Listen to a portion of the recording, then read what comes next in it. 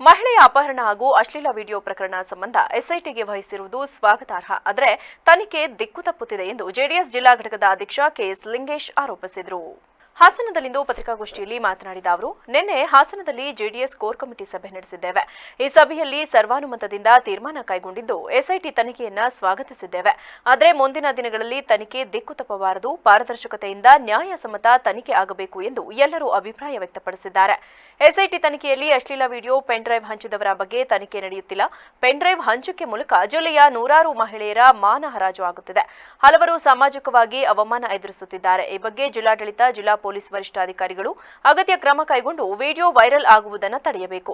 ಸರ್ಕಾರವು ಈ ನಿಟ್ಟಿನಲ್ಲಿ ಕಟ್ಟುನಿಟ್ಟಿನ ಸೂಚನೆಯನ್ನು ನೀಡಬೇಕು. ಮಾಜಿ ಸಚಿವ ಎಚ್.ಡಿ. ರೇವಣ್ಣ ಅವರು ಎಸ್ಐಟಿ ಬಂಧನಕ್ಕೆ ಒಳಪಟ್ಟಾಗ ದೇವೇಗೌಡರ ಮನೆಯಲ್ಲಿ ಅವಿತಿದ್ದರು ಎಂದು ಸುಳ್ಳು ಸುದ್ದಿಯನ್ನು ಹಬ್ಬಿಸಲಾಗುತ್ತಿದೆ. ಆದರೆ ಅವರು ಎಂದಿನಂತೆ ತಮ್ಮ ತಂದೆಯ ಆಶೀರ್ವಾದ ಪಡೆಯಲು ಹಾಗೂ ಆರೋಗ್ಯ ವಿಚಾರಿಸಲು ತೆರಳಿದ್ದರು. ಆ ಸಂದರ್ಭದಲ್ಲಿ ಎಸ್ಐಟಿ ಅಧಿಕಾರಿಗಳು ಬಂಧಿಸಿದ್ದಾರೆ.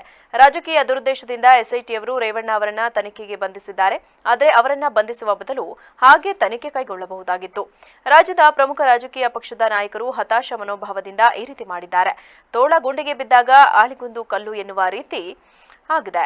ದೇವೇಗೌಡರ ಕುಟುಂಬವನ್ನ ಮುಗಿಸುವ ಹುನ್ನಾರ ಮಾಡಿದ್ದು, ಆದರೆ ಅದು ಸಾಧ್ಯವಾಗುವುದಿಲ್ಲ. ರಾಜ್ಯದಲ್ಲಿ ತಪ್ಪು ಮಾಡಿದ ಹಲವರು ರಾಜಕೀಯ ನಾಯಕರು ರಾಜಾರೋಷವಾಗಿ ಓಡಾಡುತ್ತಿದ್ದಾರೆ. ಅವರ ವಿರುದ್ಧ ಧ್ವನಿ ಎತ್ತಲಿಲ್ಲ ಎಂದು ದೂರಿದರು. ತಮಗೆಲ್ಲ ಗೊತ್ತಿದೆ, ಕಳೆದ ದಿನಗಳಲ್ಲಿ ಒಂದು ಪೆನ್ ಡ್ರೈವ್ನ ಒಂದು ವಿಚಾರವಾಗಿ ಎಸ್ಐಟಿಯನ್ನು ಸರ್ಕಾರ ರಚನೆ ಮಾಡಿರೋದಕ್ಕೆ ನಿನ್ನೆ ಸಭೆಯಲ್ಲೂ ಸಹ ನಾವು ಸ್ವಾಗತ ಮಾಡಿದ್ದೇವೆ. ಅದರ ಸತ್ಯಾಸತ್ಯತೆಯನ್ನು ಹೊರಗೆ ಆಗಬೇಕು ಅಂತ ಆಗ್ರಹವನ್ನು ಸಹ ಪಡಿಸಿದ್ದೇವೆ. ಆದರೆ ಒಂದು ಖೇದದ ವಿಚಾರ ಅಂತಂದರೆ ಎಸ್ಐಟಿ ದಿಕ್ಕು ತಪ್ಪದೇ ಇದೆ ಅಂತ ನಮ್ಮಗಳ ಭಾವನೆ. ಕಾರಣ ಏನಂದರೆ ಎಸ್ಐಟಿ ರಚನೆ ಮಾಡಿದ್ದು ಸಿಡಿ ಮೂಲ ಕಾರಣ.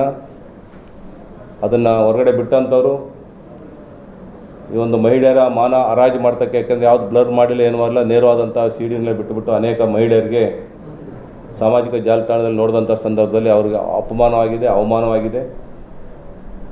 ಅದನ್ನು ನ್ಯಾಯ ಕಂಡಿಡ್ರಪ್ಪ ಅಂತ ಮಾಡಿದರೆ ಇವತ್ತು ಅದು ದಿಕ್ಕು ತಪ್ಪಿ ನಮ್ಮ ನಾಯಕರಾದಂಥ ಸನ್ಮಾನ್ಯ ಎಚ್.ಡಿ. ರೇವಣ್ಣರನ್ನ ಅಣಿಯೋಕ್ಕೋಸ್ಕರ ಇದನ್ನು ಬಳಸ್ಕೊತಿದ್ದಾರೆ. ಐ ಥಿಂಕ್ 22ನೇ ತಾರೀಕು ಮೊದಲೊಂದು ಕೇಸ್ ಅವ್ರ ಮೇಲೆ ಆಗುತ್ತೆ ಹೊಣೆನಷ್ಟಪುರದಲ್ಲಿ.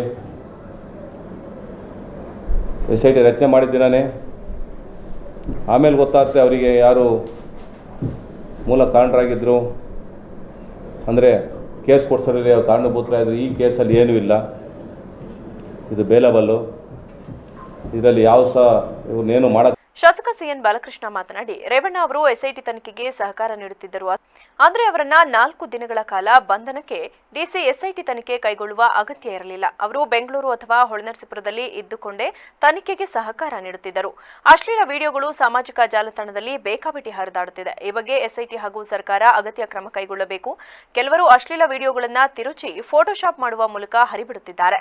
ಇದರಿಂದ ಜಿಲ್ಲೆಯ ಅನೇಕ ಮಹಿಳೆಯರ ಮಾನ ಹರಾಜಾಗುತ್ತಿದ್ದು, ಜಿಲ್ಲಾ ಪೊಲೀಸ್ ವರಿಷ್ಠಾಧಿಕಾರಿಗಳು ಸೂಕ್ತ ಕ್ರಮ ಕೈಗೊಳ್ಳಬೇಕು. ವಿಡಿಯೋ ವೈರಲ್ ಆಗಲು ತಡೆಯುವಲ್ಲಿ ಗುಪ್ತಚರ ಇಲಾಖೆ ವಿಫಲವಾಗಿದೆ. ಸಿಐಡಿ, ಗೃಹ ಇಲಾಖೆ, ಸರ್ಕಾರ ಈಗಲಾದರೂ ಎಚ್ಚೆತ್ತುಕೊಂಡು ನೂರಾರು ಮಹಿಳೆಯರ ವಿಡಿಯೋ ವೈರಲ್ ಆಗುವುದನ್ನು ತಡೆಯಬೇಕು ಎಂದರು.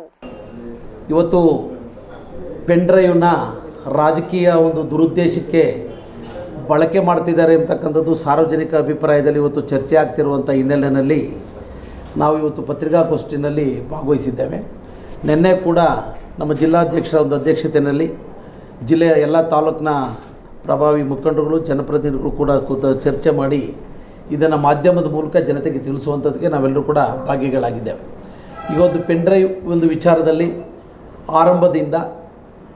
ಆರಂಭದಿಂದ ಯಾರ ಕುಮ್ಮಕ್ಕಿನಿಂದ ಇದು ವಿತರಣೆ ಆಗಿದೆ ಅನ್ನೋದ್ರ ಬಗ್ಗೆ ಇನ್ನೂ ಕೂಡ ರಾಜ್ಯದಲ್ಲಿ ಇದು ಇನ್ನೂ ಕೂಡ ಅಂತಿಮವಾದಂಥ ವರದಿ ದಾಖಲಾಗಿಲ್ಲ. ಇವತ್ತು ಎಸ್ಐಟಿ ರಚನೆಯಾಗಿದೆ, ಸರ್ಕಾರ ರಚನೆ ಮಾಡಿದೆ, ಅದಕ್ಕೆ ಸ್ವಾಗತ ಮಾಡ್ತೇವೆ. ಅದರ ಬಗ್ಗೆ ನಮ್ಮದು ಭಿನ್ನಾಭಿಪ್ರಾಯ. ಯಾರು ತಪ್ಪಿತಸ್ಥರಿದ್ದಾರೆ ಅವರು ತನಿಖೆಗೆ ಒಳಪಟ್ಟು ಕಾನೂನಿನ ಅಡಿಯಲ್ಲಿ ಅವರಿಗೆ ಕ್ರಮ ಆಗಬೇಕಾಗಿರುವಂಥದ್ದು ಇಡೀ ಸಮಾಜದ ಒಂದು ಎಲ್ಲರ ಒಂದು ಒತ್ತಾಯ ಕೂಡ ಇದೆ. ನಮ್ಮೆಲ್ಲರ ಒತ್ತಾಯನೂ ಕೂಡ ವಿಶೇಷವಾಗಿ ಇರುವಂಥದ್ದು. ಇವತ್ತು ಸನ್ಮಾನ್ಯ ರೇವಣ್ಣವ್ರನ್ನ ಎಸ್ಐಟಿಯವರು ಇವತ್ತು ಅವ್ರನ್ನ ಅರೆಸ್ಟ್ ಮಾಡಿ ಅವರ ವಶದಲ್ಲಿ ಇಟ್ಕೊಂಡು ತನಿಖೆಯನ್ನು ಮಾಡ್ತಾಯಿದ್ದಾರೆ. ಇವತ್ತು ಮಾನ್ಯ ರೇವಣ್ಣವರು ಬಹುಶಃ ಅವರೆಲ್ಲೂ ಕೂಡ ಅಡಗಿ ಕೂತಂತ. ಪತ್ರಿಕಾಗೋಷ್ಠಿಯಲ್ಲಿ ಜೆಡಿಎಸ್ ತಾಲೂಕು ಘಟಕದ ಅಧ್ಯಕ್ಷ ಎಸ್ ದ್ಯಾವೇಗೌಡ, ಎಚ್ಡಿಸಿಸಿ ಬ್ಯಾಂಕ್ ಅಧ್ಯಕ್ಷ ಸೋಮನಹಳ್ಳಿ ನಾಗರಾಜು, ರಘು ನಾಗರಾಜ್ ಇದ್ದರು.